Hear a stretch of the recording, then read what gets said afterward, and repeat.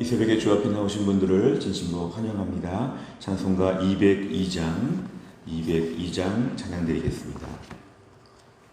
찬송가 202장입니다.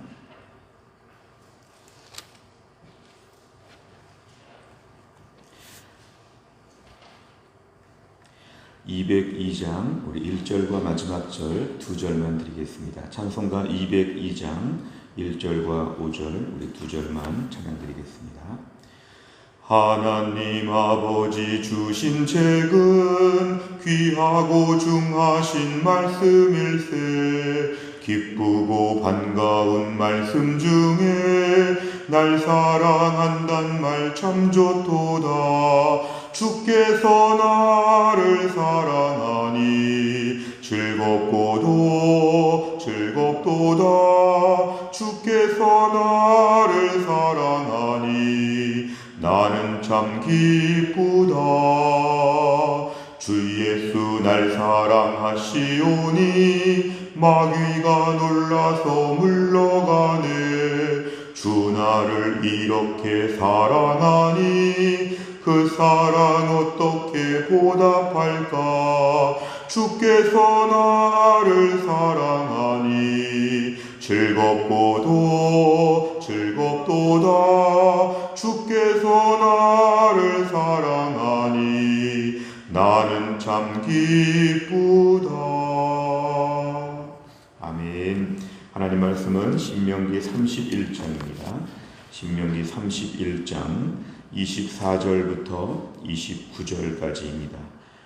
신명기 31장 24절에서 29절 구약성경 312페이지에 있습니다.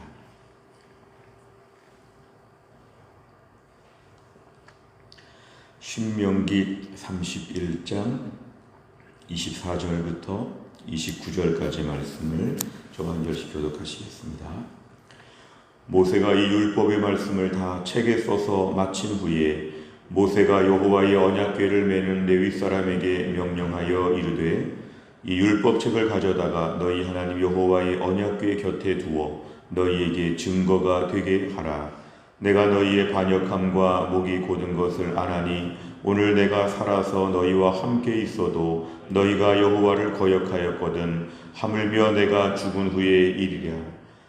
너희 지파 모든 장로와 관리들을 내 앞에 모으라. 내가 이 말씀을 그들의 귀에 들려주고 그들에게 하늘과 땅을 증거로 삼으리라. 내가 알거니와 내가 죽은 후에 너희가 스스로 부패하여 내가 너희에게 명령한 길을 떠나 여호와의 목전에 악을 행하여 너희의 손으로 하는 일로 그를 경노하게 함으로 너희가 후일에 재앙을 당하리라 하니라. 아멘. 우리 계속 지금 며칠째 이어지는 말씀은 특별히 하나님의 말씀의 내용보다는 이제 이 말씀을 우리가 어떻게 대할 것인가, 이런 말씀에 대한 부칙들이 계속 이어지고 있습니다. 오늘 24절에 보니까 이 율법의 말씀을 다 책에 써서 마친 후에 이제 신명기의 모든 내용의 말씀들이 다 기록이 되고 정리가 되었다는 것입니다.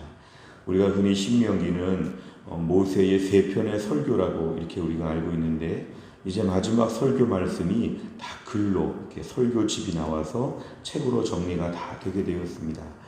그렇게 한 다음에 이제 모세가 이렇게 당부합니다. 25절에 보니까 언약궤를 메는 레위 사람, 이 언약궤를 메는, 언약궤는 이렇게 들면 안 되고 메야 됐는데요, 어떤 수레나 이런 것으로 끌면 안 되고 사람들이 어깨에다가 메야 되는 이 언약궤는 이스라엘 백성의 삶의 중심이었습니다. 움직일 때마다 가운데 센터에 언약궤를 중심으로 하여 가지고 사방에 이스라엘이 지파별로 다 정렬을 했어야 됐고 항상 언약궤 중심의 삶을 살아야 됐는데 그 언약궤를 담당하는 레위 사람에게 명령을 내립니다. 모세의 거의 마지막 명령인데요. 26절에 보니까 이 율법책, 지금까지 작성된 이 신명기 설교집 이 말씀을 너희 하나님 여호와의 언약궤 곁에 두라. 언약궤가 이스라엘 백성의 삶의 중심이라면 이 말씀이 이스라엘 백성들의 삶의 중심이 될 수 있도록 항상 센터에, 중심에, 어디 가든지 간에 이동할 때 항상 중앙에 놓고 이 말씀을 가까이 하라는 것입니다. 그러니까 이 말씀들이 어디 서재에 저 도서관에 박혀있는 책처럼 그렇게 모처럼 찾는 그런 책처럼 그렇게 되면 안 되고 자주 꺼내서 보고 자주 이 말씀 중심으로 살아야 되는 매우 삶의 전체의 중심이 되어야 한다는 것을 오늘 강조합니다. 지금까지 신명기에 많은 말씀을 전했는데 이 말씀을 삶의 중심으로 두어야 한다. 이것이 증거가 되어야 된다고 하면서 오늘 특별히 그 담당자 레위 사람에게 명령을 내립니다. 오늘 27절부터 29절까지를 보면 이스라엘 백성들이 앞으로 얼마나 부패할지를 모세는 내다보고 있습니다. 사실 모세 입장에서는 죽음이 곧 가까이 오는 때에 참 마음이 불편하고 안타까웠을 것입니다. 그동안 40년 동안 광야 1세대, 2세대를 다 가르치고 말씀으로 전했는데 이제부터 말씀을 지켜서 복을 받으면 참 좋겠는데 여전히 그 죄진 본성, 악한 마음을 가지고 하나님께 범죄할 것들을 모세는 다 내다보고 있었습니다. 27절에 보니까 내가 살아서 그렇게 너희들을 책망하고 가르쳐도 순종하지 않았는데 앞으로 내가 죽은 후에는 얼마나 너희가 마음껏 범죄하겠느냐. 그래도 모세를 좀 어려워하고 모세 말을 잘 들었는데 이제 모세가 없으면 29절에 보니까 스스로 부패하여서 하나님의 길을 떠나서 악을 너희가 행할 것이다. 그래서 고난을 당하고 벌을 당할 것이다. 이런 이야기를 합니다. 그러니까 모세는 이것들을 다 내다볼 때 이럴 때 최소한 가장 안전장치는 뭐냐면 그래도 말씀을 가까이 두면 이 모든 너희 상황 가운데도 해결할 수 있을 것이다. 오늘 앞으로의 이스라엘 백성들의 범죄할 모습을 전제하여서 이걸 부정적으로 절망적으로 말씀을 끝내는 게 아니라 오늘 27, 8, 9절이 있지만 핵심은 26절입니다.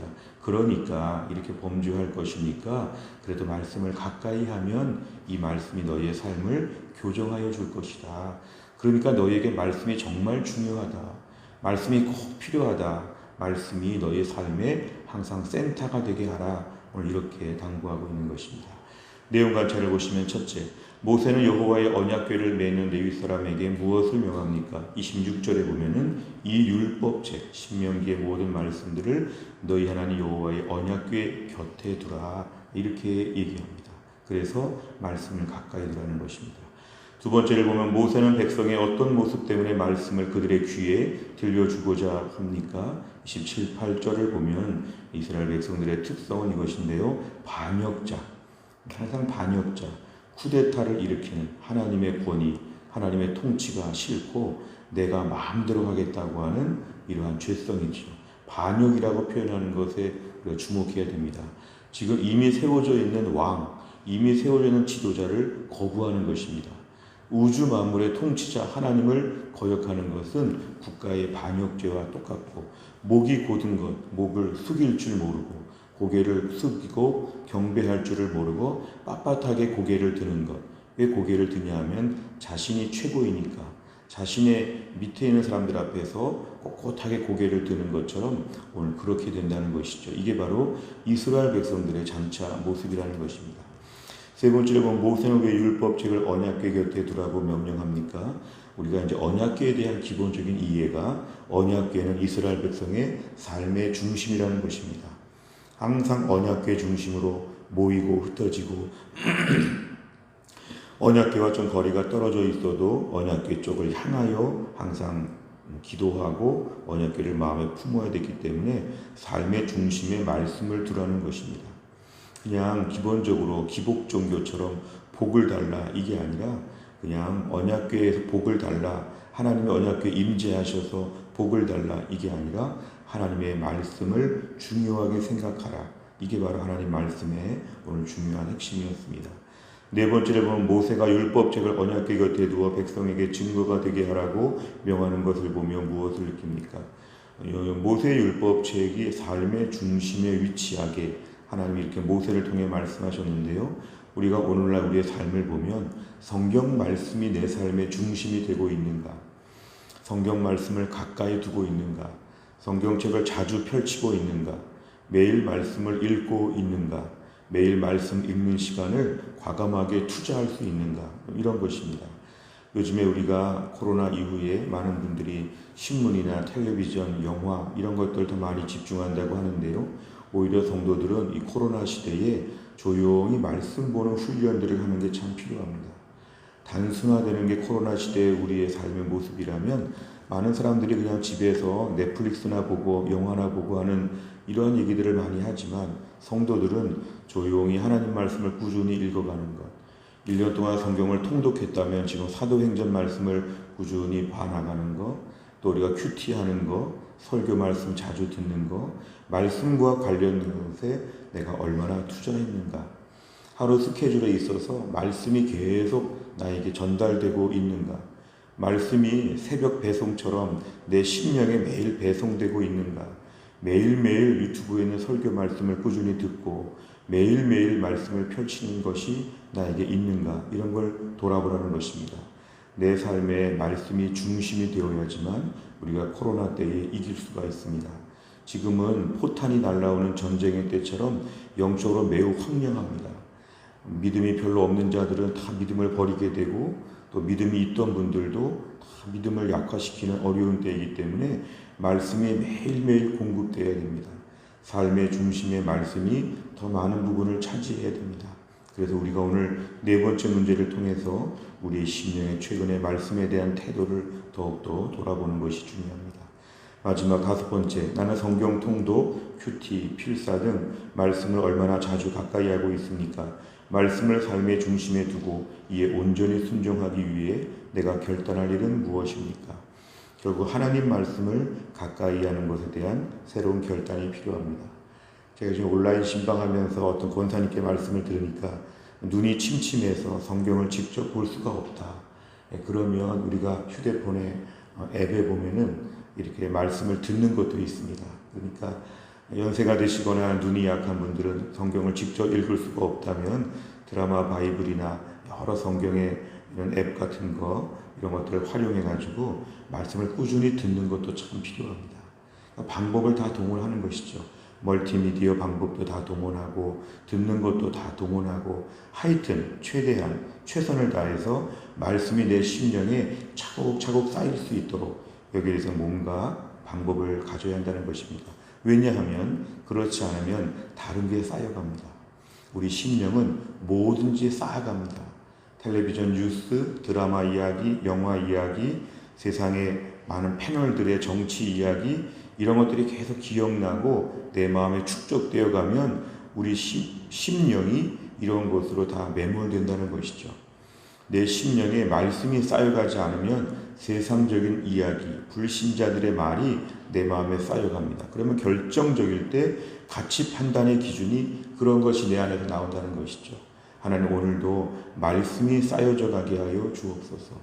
심령의 말씀을 쌓아놓은 사람이 입술에서 말씀에 근거한 이야기가 나오고 심령의 세상적인 가치관이 가득한 자에게는 급할 때 그런 것들이 나오게 되어 있다는 것입니다. 하나님 오늘도 하나님 율법책의 말씀 성경책을 내 삶의 중심에 놓게 하여 주옵소서. 성경책을 바로 옆에 놓으시기 바랍니다. 내 책상에 제일 가까운 자리에, 그리고 직장에 가서 또 성경을 볼 수 있도록 아니면 유튜브로 뭘 들을 수 있도록 하루 종일 말씀 중심의 삶을 살고 있다는 것, 내 삶의 모든 것에 말씀이 항상 동원될 수 있도록, 무슨 문제가 있어도 하나님 말씀 중심으로 생각할 수 있도록 이런 훈련들이 코로나 때에는 특별히 필요합니다. 우리가 또 한 날을 살면서도 성경 말씀, 하나님의 말씀이 내 삶의 중심에 오게 하여 주옵소서. 이렇게 마음의 결심을 하면 우리가 가나안 땅 같은 앞으로 온갖 종류의 불순종과 온갖 종류의 핍박과 환난들이 우리에게 다가온다고 할지라도 우리가 믿음으로 이때를 통과할 수 있을 것입니다. 오늘도 말씀의 사람으로 또 한 날을 승리할 수 있기를 간절히 바랍니다. 기도하겠습니다. 하나님 아버지 감사합니다. 이 새벽에 하나님께서 저희들을 깨어나게 하시고 하나님 앞에 나와 기도하고 찬양하고 말씀을 듣게 하여 주신 하나님 아버지 감사합니다. 신명기의 모든 말씀을 다 주신 다음에 이 말씀을 언약궤 옆에다가 두고 자주 말씀을 보고 멀리서도 말씀 중심의 삶을 살기를 간절히 원하시는 하나님 아버지, 오늘도 우리가 코로나 때를 맞이하여 온갖 종류의 불신앙과 혼란스러운 때를 살아가면서 하나님 말씀